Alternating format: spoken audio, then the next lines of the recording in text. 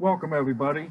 This is the second presentation of the evening for the WV-51 feasibility study. And I want to welcome everybody who is here, those that were at the 6 o'clock and the new ones here at 7 o'clock. I just want to go through a few meeting notes here for the format. As you know, what everybody's well aware that the COVID situation has prevented us from having in-person meetings, which we all would much prefer. And however, we have adapted to the virtual world, and here we are having a virtual public meeting.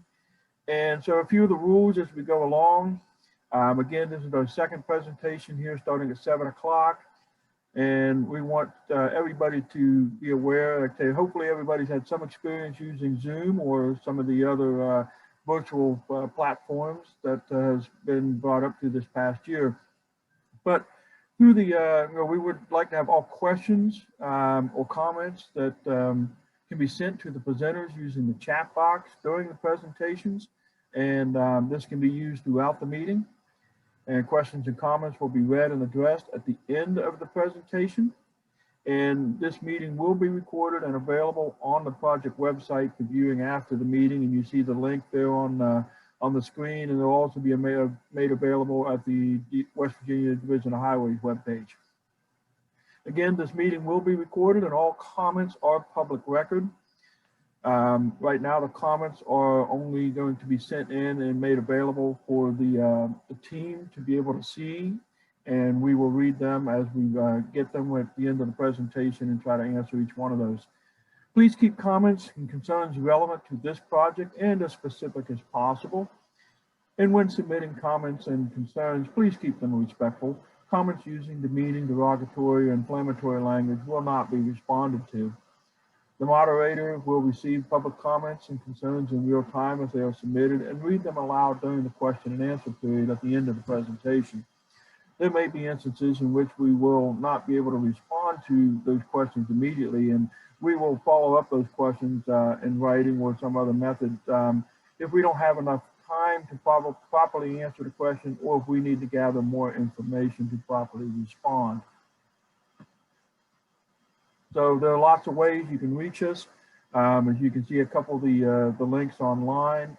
We've got the cmtran.com, that's the Carpenter Marty Transportation. We got that website. We got the arcg.is, that's goes to HEP. You can reach out to Matt Molinax. He is the HEP, that's the Hagerstown Eastern Panhandle NPO director, if you will. And you see his email there, and you also see his phone number. And you can also send comments and questions to Mr. Elwood Penn.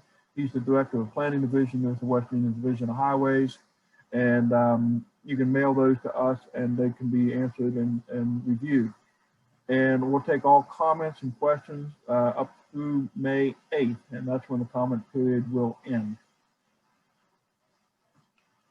And briefly, the team that here tonight, like I say, myself, my name is Brian Carr. I work for the West Virginia Division of Highways out of the planning division here in Charleston. And I mentioned Mr. Matt Molinax. He's the Hagerstown Eastern Panhandle Metropolitan Planning Organization leader. And we want to we appreciate the city of Charlestown and their involvement, and the mayor, Mr. Robert Traynor. And we certainly want to give thanks to Carpenter Marty Transportation and their staff, and reviewing and providing us this presentation this evening. And with that, I'm going to turn it over to Mr. Molinax for him to say a few words. Good evening, everyone. My name is Matt Molinax. Thank you for that introduction, Brian. I'm the Executive Director of the Hagerstown Eastern Panhandle Metropolitan Planning Organization. We are a federally funded and designated regional transportation planning agency covering Jefferson County, as well as Berkeley County in West Virginia and Washington County, Maryland. This corridor has been part of our long-range transportation plan for a number of different iterations of the plan. And so we're happy to be partnering with the state, with the city, and with Carpenter Marty on this important endeavor. And now with that in mind, I'd like to introduce Mayor Traynor from the city of Charlestown to speak on behalf of the city. Mr. Mayor. Thank you, Matt. And I want to welcome everybody to the this feasibility study public meeting. We're very excited at the city that we're actually discussing this, and we're looking like we're going to have a solution. Not only is it a transportation bottleneck right now, but it also impacts our residents who live in that very historic area of our city. So as we go through these options, I think there's 3 very good options that we've worked out here, and just encourage everybody to participate and to get your ideas and your comments to these folks. And I'm really looking forward to getting this project underway. Thank you. Oh, I guess I turn it over to Miss Gina. Thank you. So my name is Gina Balsamo. I'm a traffic engineer here at Carpenter Marty Transportation, the consultant working on this project. So a quick overview of the project area that we're going to be talking about.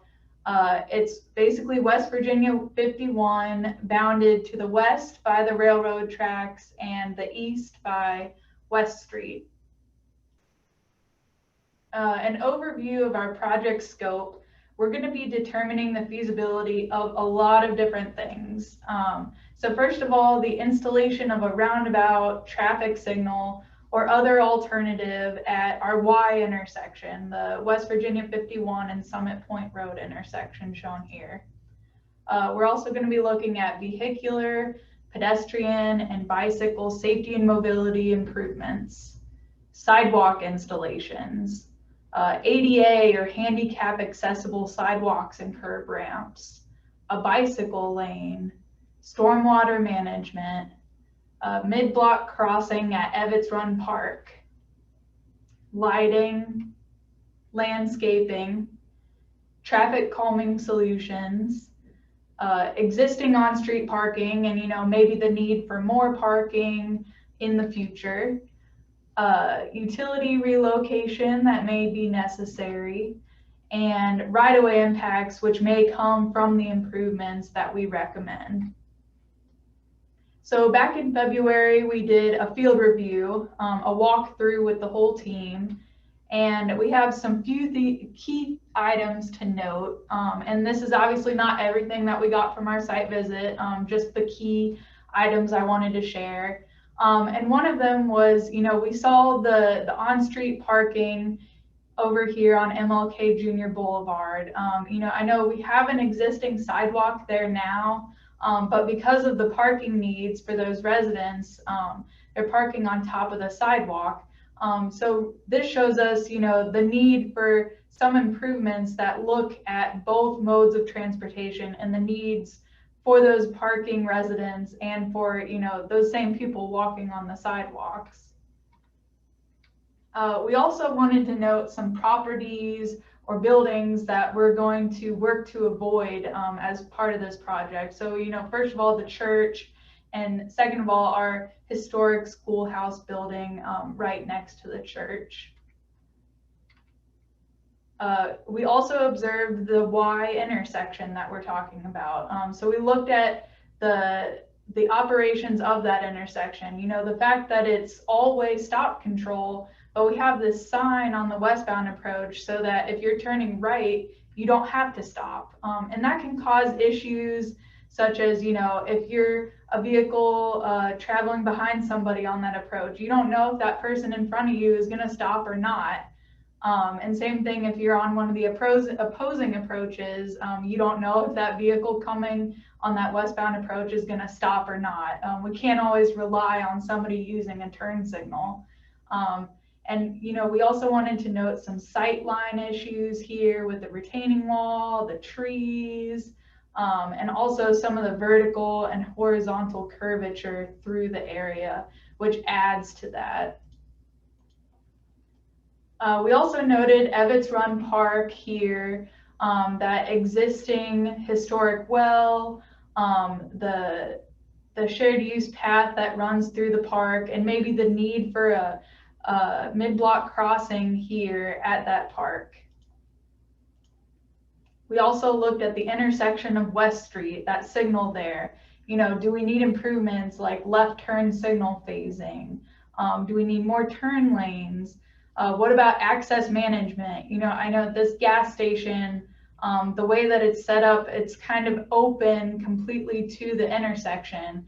And sometimes pinching those access points down to a more defined area can provide better safety and operations through that intersection for everybody. So we also looked at the crash data for the study area. So crash data from 2015 to 2019 was obtained. We had 45 crashes total in the study area, and 17 of those crashes resulted in injury. The primary crash types included rear end, sideswipe passing, angle, and fixed object crashes. There was one bicycle crash that occurred just west of Evetts Run Park, and one pedestrian crash that occurred just east of West Street. And overall, looking at the crash rate for this roadway segment, it was 2.6 times higher than the statewide average, and that's based on the segment length and the daily traffic volumes. So that statistic alone shows us that improvements are needed to, improve the safety and operations of this area. And, you may ask me, when you're looking at the crash data, what exactly do you do? So, whenever you're in a crash, you call the police officer, they write up a report with all the detailed information of the crash, and then we get that information and we read through each report, and then we try to glean trends from that crash data. And some of the trends that we were seeing are, we have a lot of rear ends on this westbound approach. And we had 10 rear ends total on that westbound approach. And, that shows us, like I was saying, with that stop sign, with the sign below it that says you don't have to stop if you're turning right. These are the rear ends that are probably occurring because of that. We also had 2 rear ends on the eastbound approach, and we had 3 angle crashes at the intersection. So these are the type of trends that we're trying to look at, so that way we can make improvements that will mitigate these crashes in the future. So we also collected traffic count data. So we collected this back in June of 2019. So, before COVID happened, before all of the impacts on traffic that we've seen over the past year, before all of that. So this is more representative data from back then. And we have our AM peak hour was from 7:30 to 8:30 in the morning. And here's the different movements. And you may note, these arrows are a little bit exaggerated, but hopefully you can make sense of them. 426 vehicles making this movement eastbound, and 168 vehicles making this movement westbound, and so on for the rest of the intersection. And then you can see for the PM peak, which was from 4:45 to 5:45, here were the movements we have there. And you can see the traffic volumes kind of flip-flop, as you would expect from the AM peak to the PM peak. The heavy movement in the AM peak was going into town, whereas the heavy movement in the PM peak was coming out of town here with this 579. So we basically take all those volumes and we do some capacity analysis, and we also look at the need for a signal. So, you may look at the crash issues and the operational issues that we have at our Y intersection, and you may think, the obvious easy improvement is just plop in a signal at that intersection and we'll all be good. But what a lot of people don't know is that there are federal guidelines and federal guidance on signal warrants, which they recommend be met in order to install a signal. And by recommend, I mean, it's not like we have to meet these signal warrants, but it is best practice to meet these signal warrants in order to install a signal. Because if you install a signal that's not needed, sometimes you can have other issues, like you could have crashes that occur because vehicles are being stopped that don't necessarily need to be stopped. So with those signal warrants, 3 of them that we look at are the highest 8 hours, 4 hours, and peak hour of the vehicular volumes. And without getting too much into the weeds of this, I just wanted to share You can see the red dots here show our traffic volumes at our Y intersection. And in order to meet this warrant that I'm showing here now, you would have to be above this purple line. And you would have to have 4 red dots above that purple line for this warrant. So overall, we do not meet these signal warrants. So again, just something to note, this is the reason why installing a signal, it's not the clear-cut winner, the easy solution here. We don't meet the warrants, but that doesn't mean that we can't still keep it as an idea in our back pocket. So then going into it, we looked at 3 different alternatives, which I'm going to share with you now. And there are places where in these alternatives, you'll see that we have it shown as being stop controlled at a certain intersection. But that doesn't necessarily mean that that intersection can't be a roundabout or, a traffic signal like we talked about. Although I will say that none of the intersections that we show actually meet signal warrants. So, keep all of that in mind as we're going through this. And some of the recommendations that are made in some pieces of these alternatives are common between all of them. So I'll note that for you guys and show it, and then we can kind of slide past those a little quicker, just to save some time.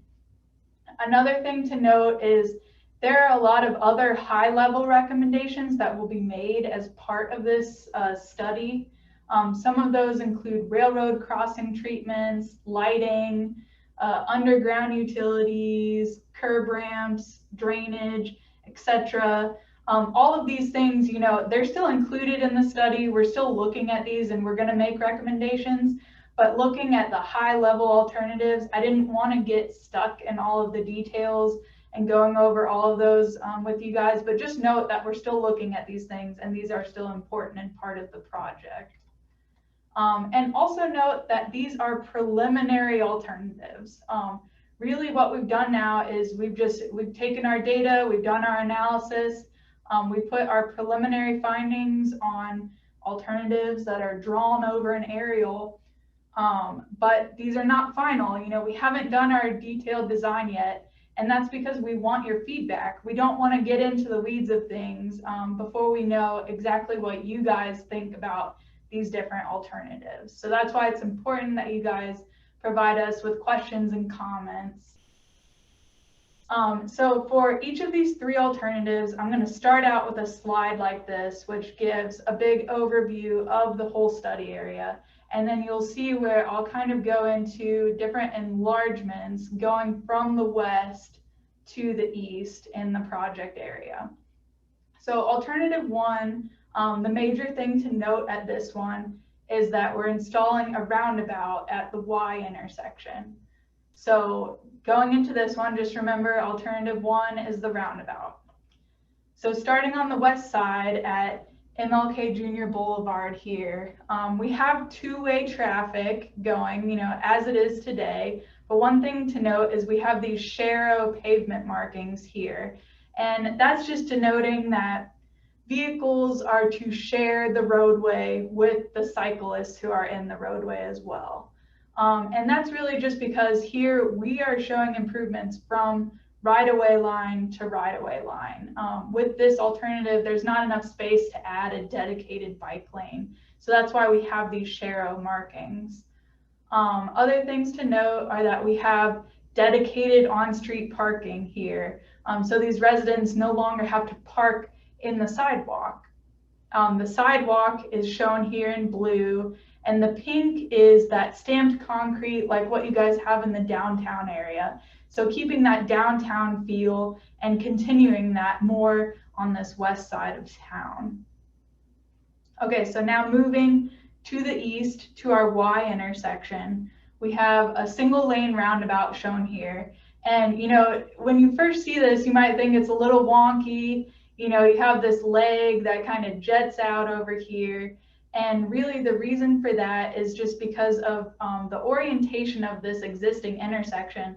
It's really difficult to fit that vehicle turning path to make this movement. That's a really tight movement, especially just for, your regular passenger car. So that's why, in order to accommodate all of the movements and make this more of a typical roundabout, that's why we had to kind of push it out a little bit. And we're trying to avoid, you know, the buildings over here that we don't want to touch and the single family homes up here.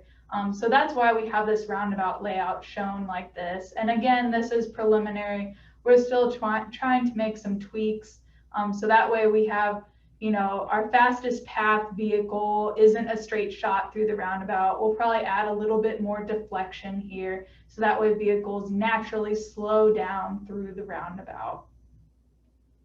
And moving on to the east side of town here, you know, we continued the two-way traffic and the sharrows here. So bikes and vehicles are sharing the road. We also have on-street parking shown on both sides of the road in some areas. And this is one part where we want your feedback. You know, do we like the sharrows in here, or would you guys want to, you know, give up parking on one side of the road so that way we can add dedicated bike lanes through here? What's important to you guys? You know, this is one area where we can easily change this to accommodate what you guys want. And again, we also show the blue sidewalk continuing through. We have a bump out here to protect that historic well that kind of comes out into the road that I noted before. We also show a mid-block crossing here at Evetts Run Park with these rectangular rapid flashing beacons. So, you know, a pedestrian comes up, they hit the button, and then the flashers come on, so that way the vehicles know there's a pedestrian crossing so they can stop for them. And continuing on to our West Street intersection, you might note that we added some turn lanes here. So that way we can properly align these left turn movements. So that way you have better lines of sight. And we also looked at, you know, the potential need for adding left turn phases and access management like we talked about before. So moving on to alternative 2, the big thing to note with this one is that we are stubbing off Summit Point Road just before it gets to West Virginia 51. And then in order to accommodate those movements, we add this connector road just west of the railroad tracks. So going into the different zoom in areas here, on this connector road, we added bike lanes, dedicated bike lanes in each direction. And that's really just, you know, if we're putting in a new roadway, why not include the bike infrastructure that is necessary? So you'll see that we added those, but once you get to like West Virginia 51 to the north or Summit Point Road to the south, we do, you know, taper those bike lanes back into the vehicular lane. So bikes and vehicles would be riding together again after that. And this is really just to note that larger improvements in the future could be made. We could extend bike lanes further on West Virginia 51. But, you know, if we want bike lanes, we have to start somewhere. So this is where, you know, if you have a new connector road, we might as well start there. And as I talked about with the intersection configurations, we showed this as stop controlled for the approaches coming from that connector road, so northbound and southbound. So traffic would be free flow on West Virginia 51 and Summit Point Road. And we provided left turn lanes for each of those approaches as well. Then looking at MLK Jr. Boulevard, I'm going to slide past this one because this is exactly what we showed in the last alternative. So nothing has changed here.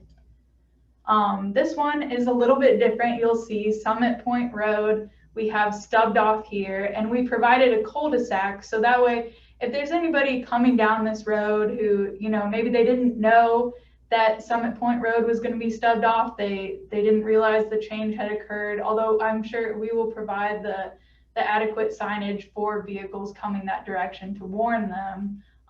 But either way, we provided this cul-de-sac so that way vehicles can turn around as needed. So that way nobody's turning around in, you know, the church parking lot or something like that. We also made sure that we corrected some of the design issues here with this curvature. So that way that curve is a little bit more gradual, and it also pulls it out away from that retaining wall and the sightline issues that I was talking about before. And then continuing east, this is the same as what we showed before. Nothing has changed. So I'll glide past this one as well. And then going to alternative 3, this is our last alternative. And you'll see we have a connector road pretty similar to the last alternative, but the big difference is the fact that we're still allowing this intersection to be open. We're not stubbing it off anymore. But the difference is that we changed this so it's a one-way conversion. So for instance, on Summit Point Road, only eastbound traffic is allowed. And on MLK Junior Boulevard, only westbound traffic is allowed. And then we accommodate those different movements that may still need to be made by the connector road. And this really gives us an opening to provide all of the infrastructure for all the different modes of transportation that we may need. And I'll get into those details as we go through. So with our connector road, like I said, it's very similar to what we had before, but you'll see some little changes at the intersection. If you're coming eastbound, now it's shown that you have to turn right at the connector road because this is now a one-way westbound road. And we provide that left turn lane, and traffic coming from the connector road can only turn left. We still provided the bike lanes on the connector road, and it's still stop controlled for that connector road. Same thing down here, pretty similar to what we showed before, except only eastbound traffic is going to be on Summit Point Road. And then you'll see MLK Junior Boulevard is different now. Since we only have one-way traffic westbound, this gives us the opportunity to have a dedicated bike lane here for our cyclists. And we can also have the on-street parking for the residents here. And we can also have the sidewalk. So all modes of transportation are accommodated with this. And another thing to note with this, you'll see that we have a lot more parking available through here. So that gives the church more parking. So that's just one added benefit for this alternative. And you'll also see that we have the bike lane provided on Summit Point Road. We did give them this ability to still make this movement onto West Virginia 51. So that way these residents can still head westbound as needed. And then again, we have these bike lanes shown to kind of taper back into the vehicular lane. But this is somewhere where, if we want to, we could try to add bike lanes and take away parking, balancing those needs as you guys, see fit. Let us know what you think is important here. And then moving further east, again, this is exactly what we showed on the other alternatives. We have the on-street parking, we have the sidewalk on both sides, and the improvements at the West Street intersection. So those are the alternatives that we're working with now. And again, they're preliminary, so please provide your feedback. We're ready to make some changes as needed. And then I'm going to go over the schedule of our project so you guys know the timeline that we're working with. Back in February, we had our field review. In March, we had our first stakeholder meeting where we gained some great feedback. Today, we're having our public meeting. And towards the end of the month, we're going to be submitting our draft report. In the beginning of May, we're going to have our second stakeholder meeting and be seeking comments on that draft report at that time. And then on the 8th, that's when the public comment period ends. And that's really when, at that point, we're going to have all the information we need to submit a final report in the middle of the month. And then I also want to remind you to please leave your comments. We have many different ways for you to comment, online, on these different websites. You can email Matt, you can call Matt, you can send snail mail to Elwood, but all comments are due by May 8th. So you have some time, but don't wait. And at this time, we're going to open it up to questions. So please click on the chat button, provide any questions or comments that you want. We'll take a brief pause just so that I can read the comments, and then we'll get right into answering those for you.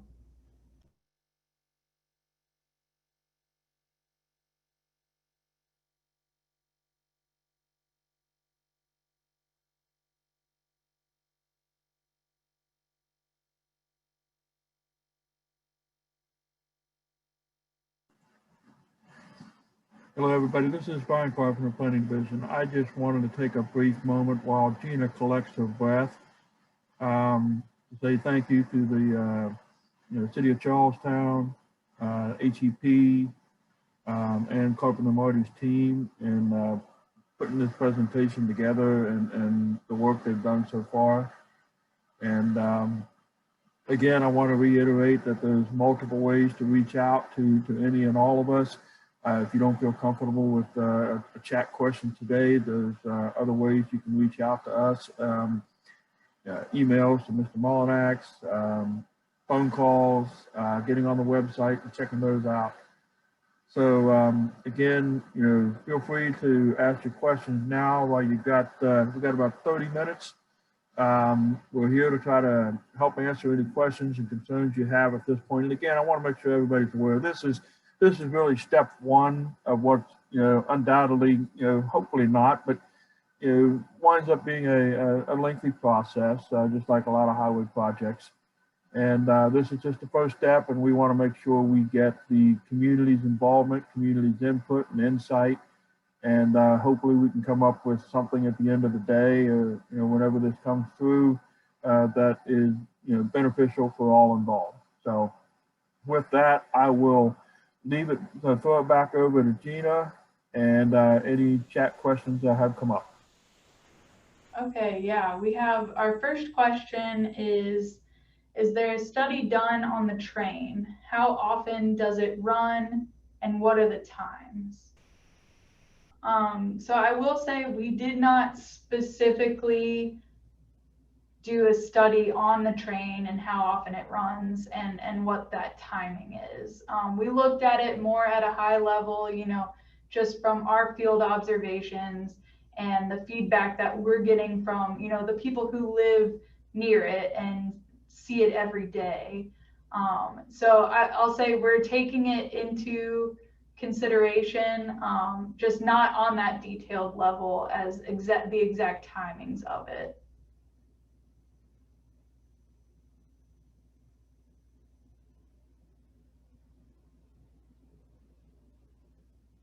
Okay, the next question is, I'm curious how the various options will manage the large truck traffic that comes through town from this direction.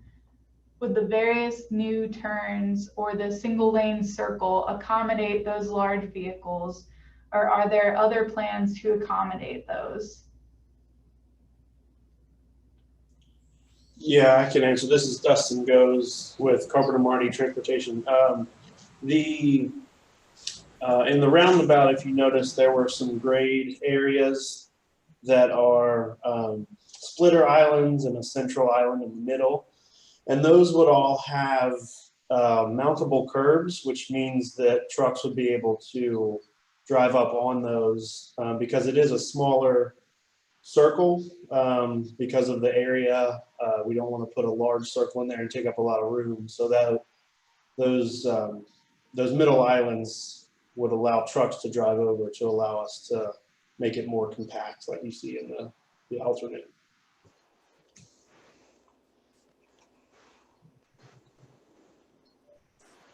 Good answer, Dustin.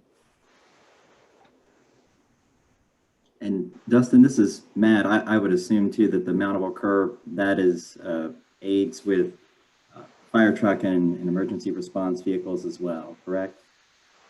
Correct. That would be any larger vehicle than your standard car or truck or van, or yeah, any large vehicles that would be going through there.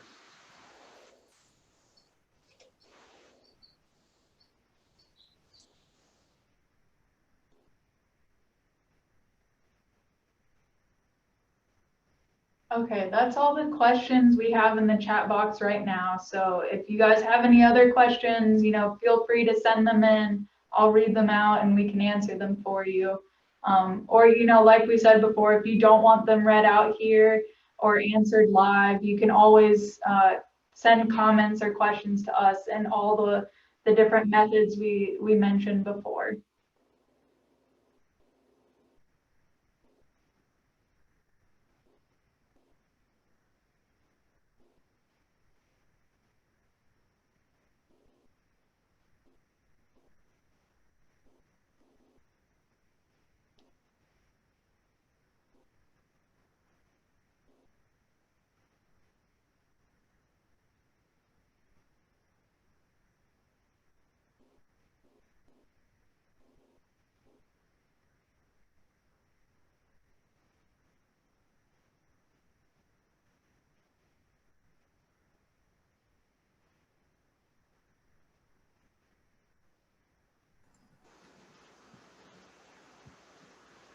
This is Brian Clark from Planning. If there's anything that anybody would like to see up on the screen, to kind of maybe look at a little closer or something, feel free to put that in the chat box and we can try to find that slide that you're looking for. And just anything to try to help, get your mind thinking about, what you're looking at and what your thoughts may be. So if there's a slide or an alternative or something that you would like to see, please put that in the chat box as well, and we can share that more as well.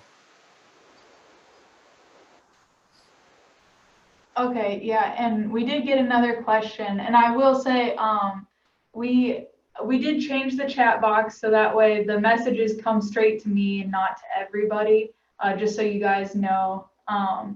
But the one question that we got in was, what will happen to traffic while this project is being built?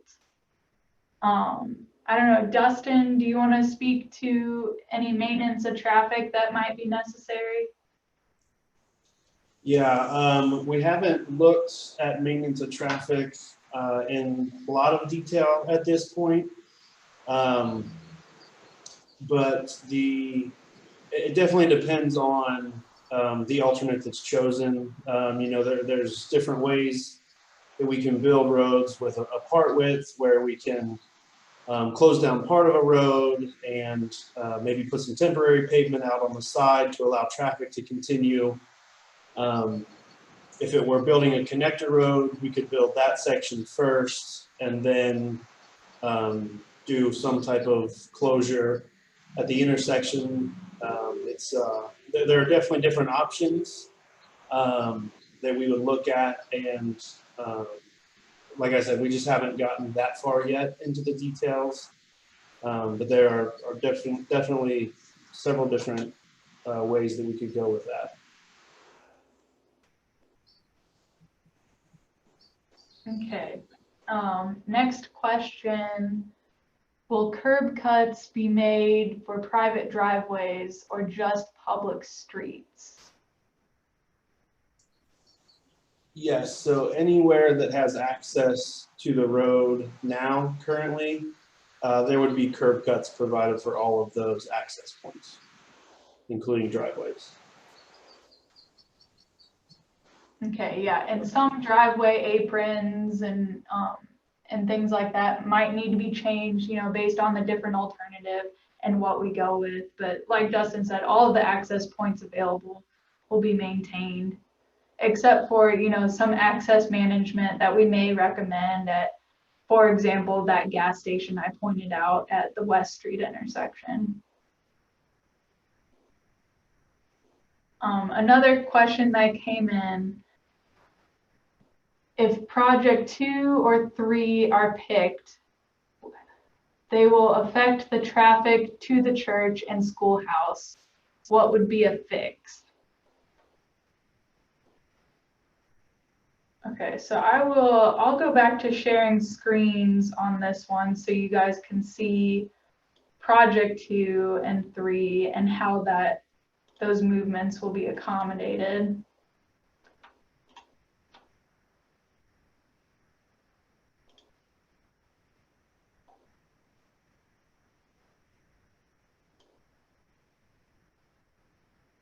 Okay, so for alternative 3, that's our one-way conversion alternative, right? So we only allow traffic one way eastbound here on Summit Point Road and one way westbound on MLK Jr. So specifically for the church, if we zoom in on that one, so the access point to the church will still be maintained. The one point that people might make is the fact that, if you're coming from downtown, let's say, and you're headed westbound towards the church, where normally you would be able to, just stop at the intersection, go through, and then come in, now you would have to continue west, go to the connector road, come down, come around, and then park in the church. And I know that this may seem like a negative impact, but weigh that with the improvements of the fact that safety is vastly improved at the intersection and on the roadway in the area. So before, you had your intersection where you had the stop control and the crashes that occurred there. So you're passing around, on one hand, the added travel distance for your improved safety and other improvements like adding parking, because that's one thing, if you're headed for the church westbound, now you don't necessarily have to park here like you used to. You could park on the on-street parking here, so you don't have to go all the way around. You do still have to cross then to get to the church. But if we have a defined crossing or a large crossing need, one other improvement we can look at is adding a dedicated crossing here for the church or for one of the neighborhood groups or something like that.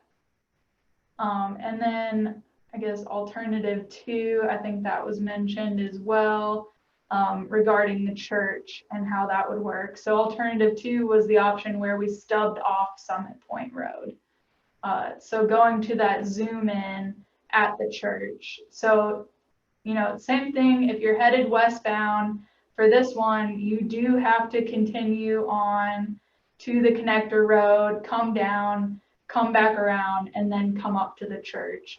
There is on-street parking provided a little further west, but obviously that's a bit more of a trek to get back to the church. But same thing, you have your handoff with the fact that improvements are made here for safety and operations.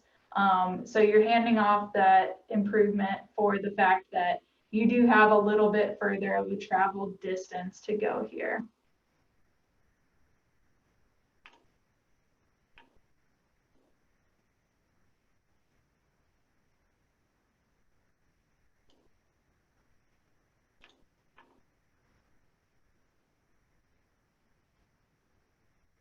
Okay, the next question is, will there be a citizen outreach effort to pull at least the residents nearby regarding preference of parking versus bike lane and alternatives in general? Matt, do you want to answer this question? Sure. Hi, this is Matt Mullinex.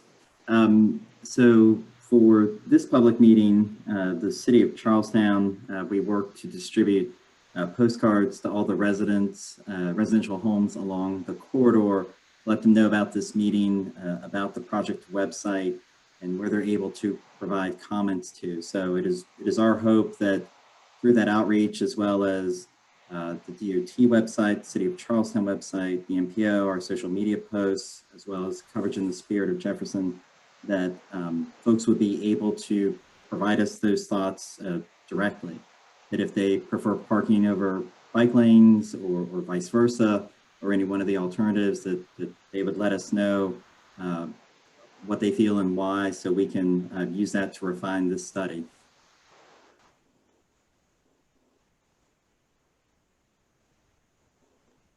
Perfect. Okay. So next question, in the interest of transparency, where will these slides be posted?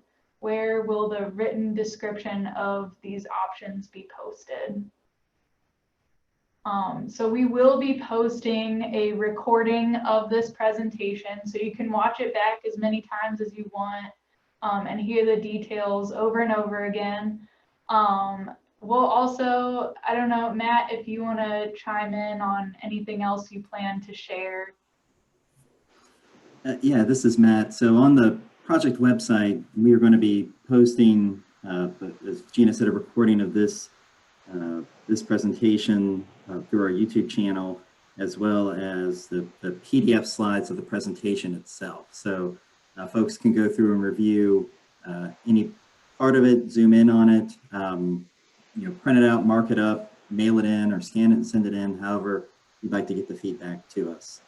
You'll also see on the project website, there is a drive-through of the corridor that was taken with a GoPro heading from west to east. And there's also an interactive map where you can kind of zoom in around the study area, look at where there are existing bus stops along the corridor, the presence or absence of sidewalks, and where the park is, and things like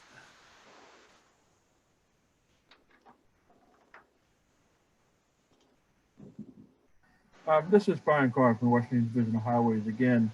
I want to add on to what Matt and Gina has already said, that, this is really the beginning of the process. This is really the first opportunity everybody's had to kind of see and talk about this particular issue. And there will be, as time moves forward and we start getting down into more details of the project, or more details of the various alternatives, that there'll be more opportunities for public comment, seeking the community's input, and everybody involved. So this is just the first opportunity of perhaps several more down the road. So don't think that this is your one shot only. So this is really just to get us started, to make sure we're all kind of pointing in the right direction, and that we're hitting the high points that the community and those in the area are looking for.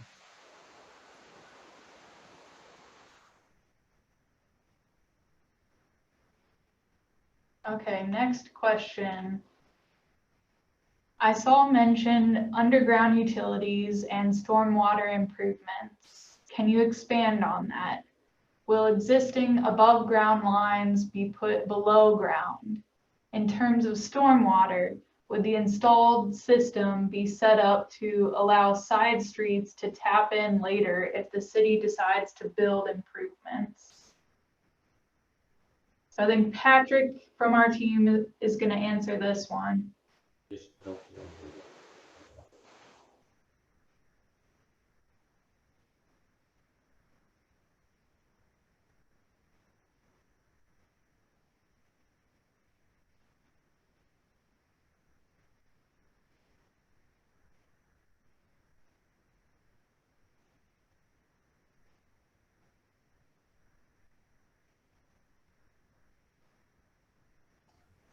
Okay, we were talking here with Ollie. He's one of our office manager.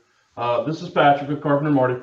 As far as utilities are concerned, it kind of depends on how the utility company itself wants to do their relocations. A lot of times it's cheaper for them and the division to move a pole rather than to do trenching and tear up sidewalks and things like that to put things underground. Again, this will all have to be looked at further after the study continues on further down the road, and when we start incorporating costs and things, that'll be the type of stuff we look for. Stormwater management, yes, we are going to look at stormwater management and how to improve. the city will, will be in contact with the city. City will do their installations, and it is possible that, further down the road that there could be some tap-ins and things. But first of all, we want to alleviate the drainage that's on the road now, not to create any additional ponding at curbs and things like that, and to keep water runoff from properties from ponding out on the roadways itself. So that'll definitely be upgraded. Thanks, Gina. Yep, thanks, Patrick. Okay, that's all the questions we have right now. So if anybody has any more questions or follow-up questions, feel free to add those in the chat box.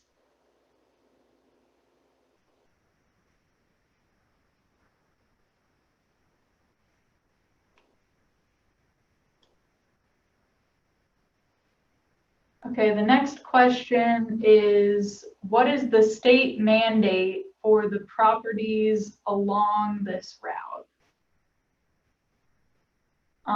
I'm assuming that this is referring to any potential right-of-way takes.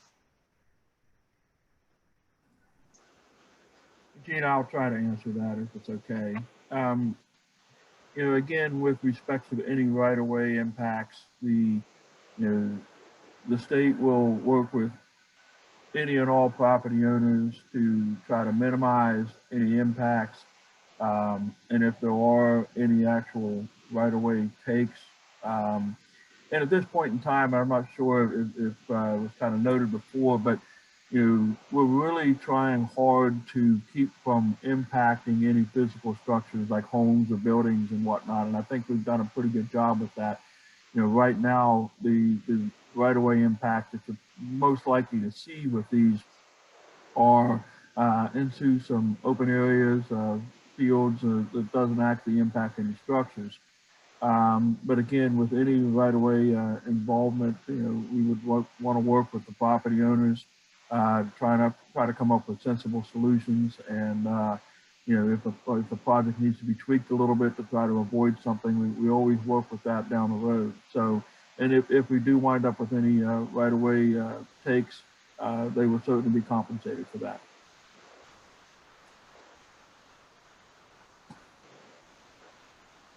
Yeah, this is Patrick again with Carpenter Marty, and just to reiterate what Brian had mentioned earlier in the presentation, this is what's referred to as a level 200 phase of planning.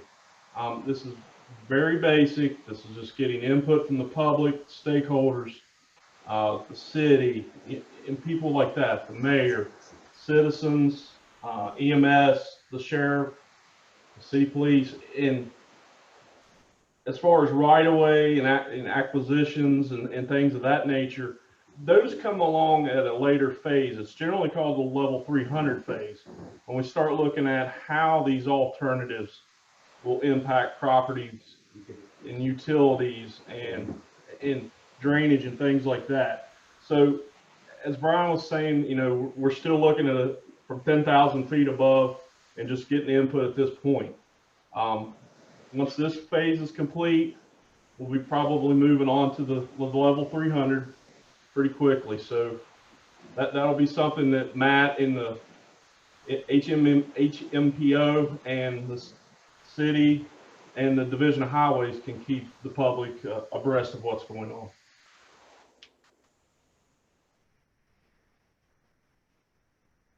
Okay, thanks, Patrick.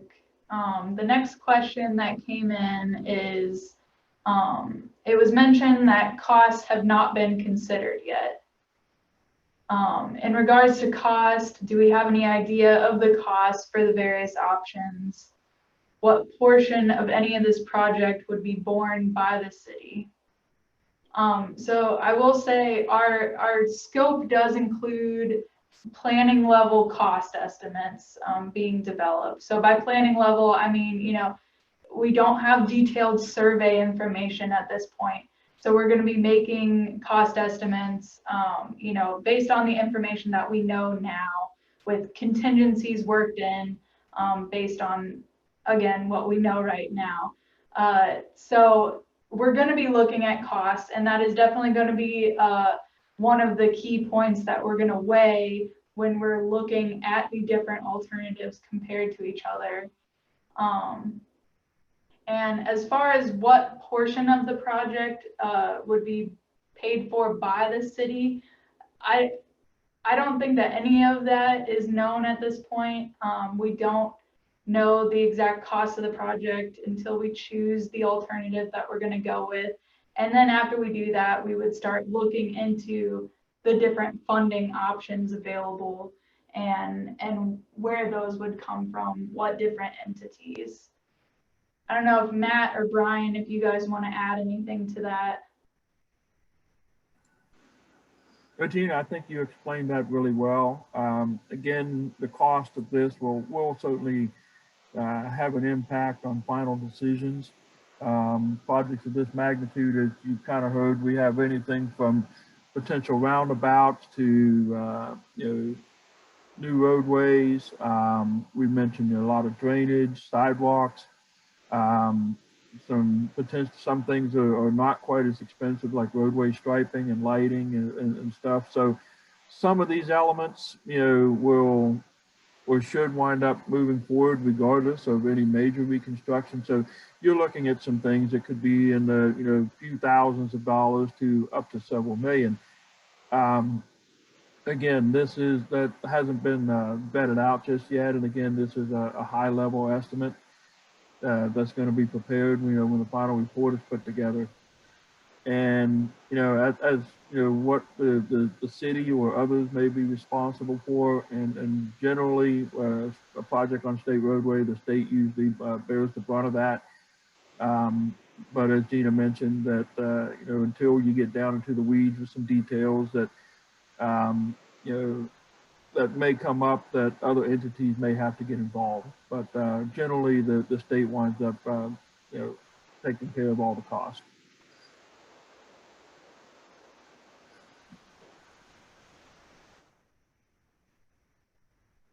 Okay, thanks, Brian. And then a follow-up question from that was roughly how far away would we be from breaking ground? So I think that's referring to a proposed schedule for the project that would come from this study that we're talking about now.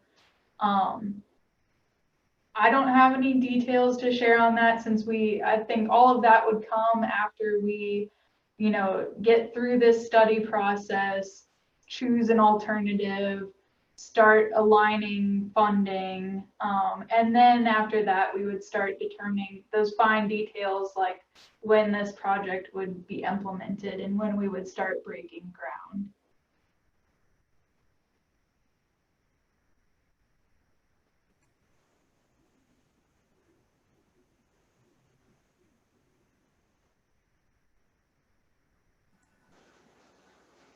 This is Brian Carr with Highways. We're nearing the 8 o'clock hour.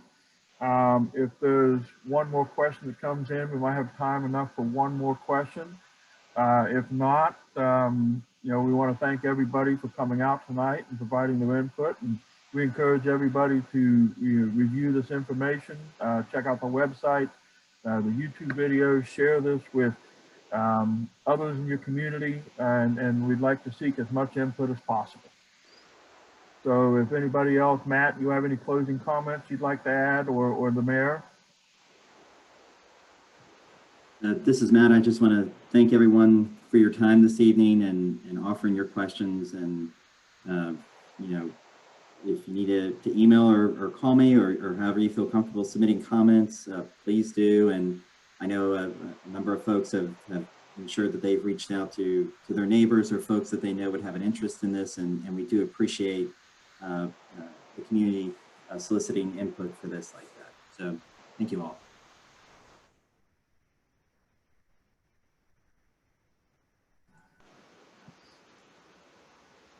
Gina, any final questions come in? We have one last question. All right, one more. Yep, we'll consider this the last question, and the rest, like we said, can be submitted through all the different forms of comments. So last question is for option 2 and 3. How far out in feet past the railroad track, traveling west towards Tuscaloosa Hills will this new road be built? And I can share screens again to show that connector road.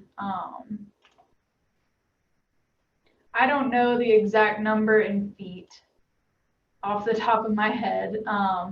But I mean, you can roughly see where we are from the railroad tracks here, and kind of decide that. We can answer that in a follow-up as well, if that's submitted in question form to us via email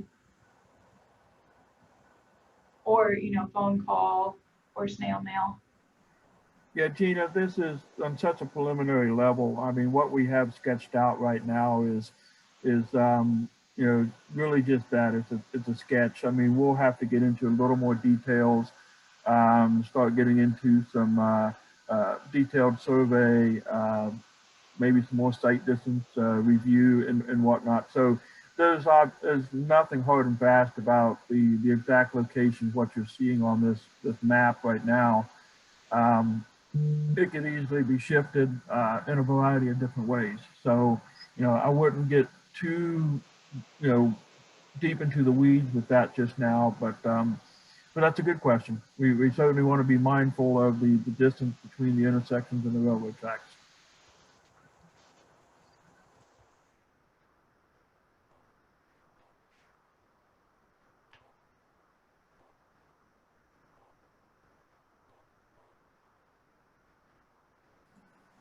Okay, so any final statements from Brian or the team? I'm good. Again, appreciate everybody coming out tonight.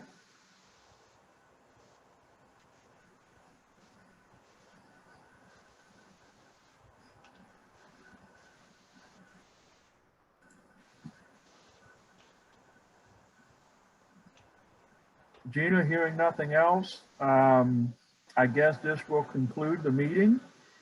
And we appreciate your time. And, again, there's many ways to reach out to us, and we'll gladly try to discuss all of these, all this information to anybody and everybody in the coming weeks and months. So with that, Gina, I'll let you say the final goodbyes. Okay, yep. Thank you to everybody who joined, and make sure you send us your questions and comments. We'll be happy to reach out to you after this meeting. Have a good evening.